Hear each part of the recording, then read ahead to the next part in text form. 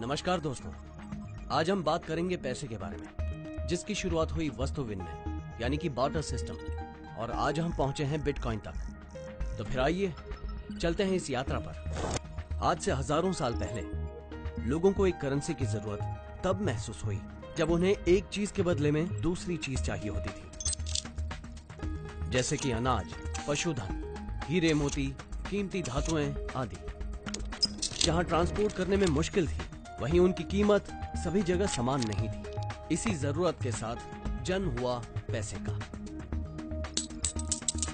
पैसा। तो फिर चलिए बात करते हैं कि पैसा यानी मनी क्या है। पैसा एक टोकन है जो बिना किसी वैल्यू का होकर भी एक वैल्यू का सिंबल है। इस सिंबल के बदले में हम कोई भी सर्विस या प्रोडक्ट खरीद सकते हैं।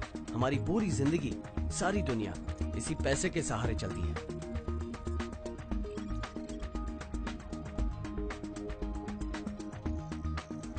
आज हम पैसे को बहुत सारे अलग अलग रूपों में जानते हैं। सभी देशों की अपनी अलग अलग करेंसी है, यूरो, डॉलर, रुपी आदि। इंटरनेट और टेक्नोलॉजी के साथ पैसे का ये रूप भी बदला है। सन 1950 में आई प्लास्टिक मनी, जो आज हम सब लोगों की रोजमर्रा की जिंदगी का एक जरूरी हिस्सा बन गई है। ATM transactions, online transfers, credit और डेबिट कार्ड का यूज आज एक बहुत ही आम बात है। आज से 8 से 10 साल पहले एक नई तरह की करेंसी मार्केट में आई, जिसने पैसे के सिस्टम को बदल के रख दिया। Digital currency. डिजिटल करेंसी का कोई फिजिकल सिंबल ही नहीं था, बस एक नंबर, एक कोड, जिसे आसानी से इंटरनेट के माध्यम से ट्रांसफर किया जा सकता था। ठीक वैसे ही जैसे आप ईमेल या मैसेज भेजते हैं। इसी आसानी और सुरक्षा की वजह से डिजिटल करेंसी धीरे धीरे लोकप्रिय होती गई और बाजार में बहुत सारी डिजिटल करेंसीज आ गईं। For example, darkcoin, ethereum, litecoin, dogecoin आदि। आज के टाइम में 600 से भी ज्यादा टाइप की डिजिटल करेंसीज मार्केट में है, लेकिन इनमें से कुछ ही हैं जिनकी रियल वैल्यू है, मतलब जिन्हें किसी फिजिकल करेंसी के बदले एक्सचेंज किया जा सकता है। और इन सब में सबसे लोकप्रिय है बिटकॉइन।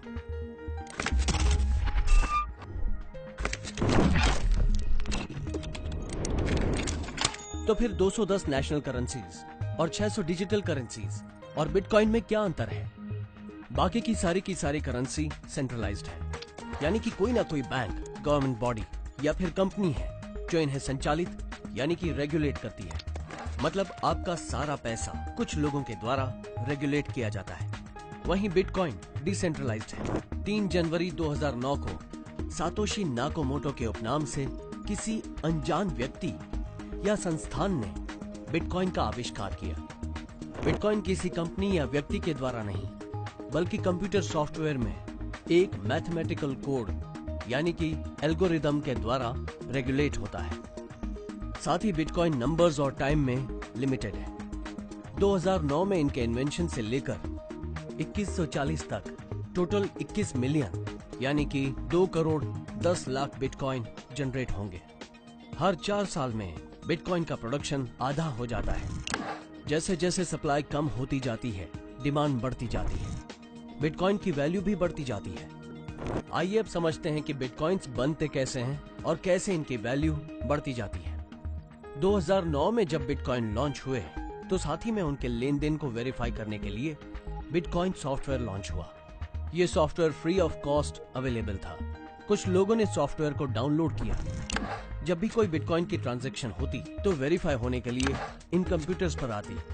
हर 10 मिनट में जनरेट हुए 50 बिटकॉइन इन लोगों को ट्रांजैक्शन वेरीफाइड करने के रिवॉर्ड में मिल जाते। जैसे जैसे लोगों को बिटकॉइंस मिलते गए, उनका ट्रांजैक्शन बढ़ता गया और साथ ही में नंबर ऑफ वेरिफिकेशन बढ़ते गए। लोगों ने और कंप्यूटर्स लगाने शुरू कर दिए। 2010 में ये ट्रांजैक्शन इतने बढ़ गए कि कंप्यूटर सिस्टम क्रैश हो गए। उस समय यूएस और चाइना की कुछ कंपनीज ने 400 गीगाहर्ट्ज की क्षमता वाले अपने ASIC सर्वर सेटअप किए, जो आज इन ट्रांजैक्शंस को वेरीफाई करते हैं। लगभग 5.5 लाख मशीन्स पर करोड़ों ट्रांजैक्शंस होती हैं और हर ट्रांजैक्शंस पे आज एक बिटकॉइन का कुछ भाग जनरेट होता है। बिटकॉइन आज 48 से ज्यादा देशों में सरकारी मान्यता प्राप्त कर चुका है। US, Canada, Australia, Malaysia, Singapore और यूरोप के लगभग सभी देशों में बिटकॉइन के ATM हैं, जहां आप अपने डिजिटल वॉलेट से बिटकॉइंस के बदले उस देश की करेंसी प्राप्त कर सकते हैं।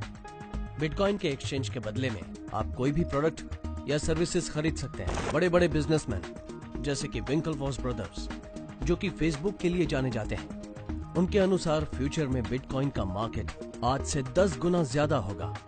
उन्होंने बिटकॉइन में हजारों डॉलर्स इन्वेस्ट कर रखे हैं। बिटकॉइन चेन को सभी देख सकते हैं, ये ट्रांसपेरेंट है। अगर मैं एक बिटकॉइन भेजता हूँ तो इसे सब देख सकते हैं, सभी समझ सकते हैं कि इसकी मूवमेंट कैसी हो रही है। और ये सुनने में बेशक थोड़ा अलग लग रहा है, पर इतना अलग है नहीं, बल्कि बहुत ही साधारण है। और चीनी लोग इसका इस्तेमाल करना जरूर चाहेंगे और लाभ भी उठाएंगे।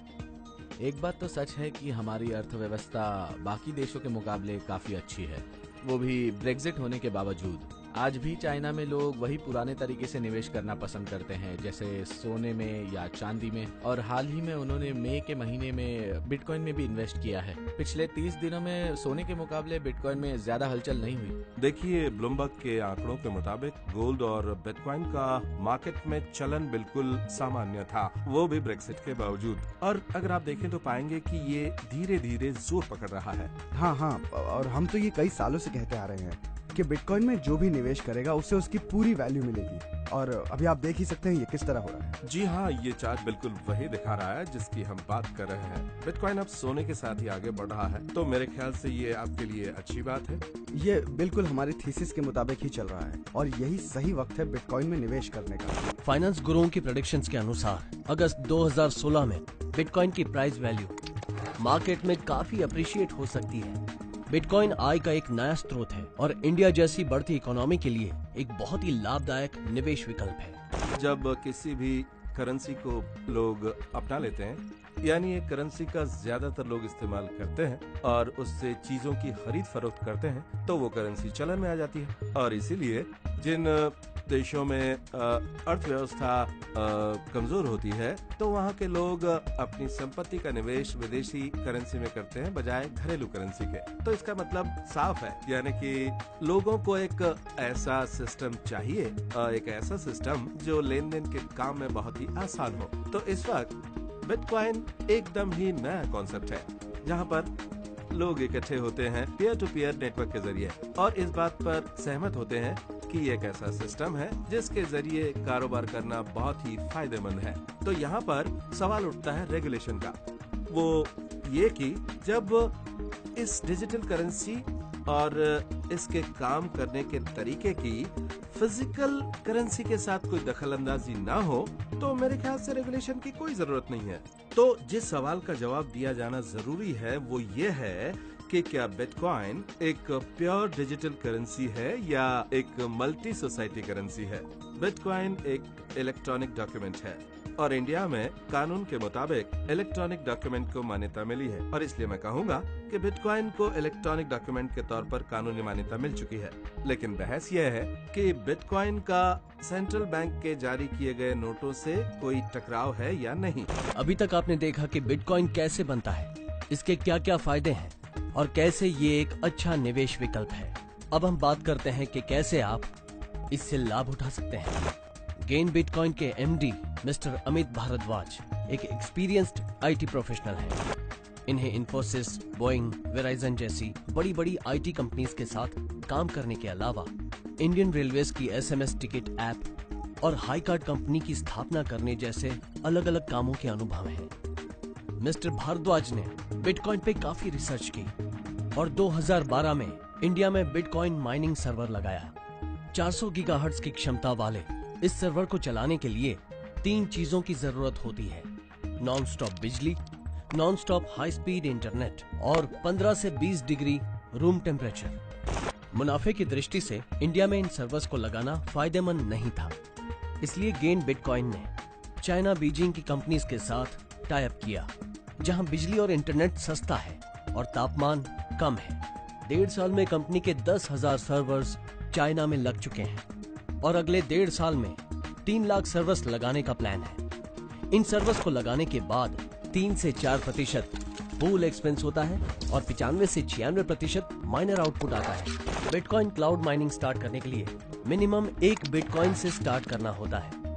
आप किसी भी बाय एंड सेल एक्सचेंज से 1 बिटकॉइन खरीद कर कंपनी को ट्रांसफर कर सकते हैं। इस पैसे से चाइना में एक सर्वर सेटअप हो जाता है।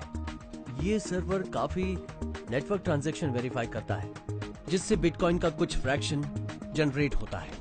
हर ट्रांजैक्शन से कुछ अमाउंट जनरेट होता है। इस तरह पर डे लगभग $1.5 जमा होते हैं, मतलब महीने के $45।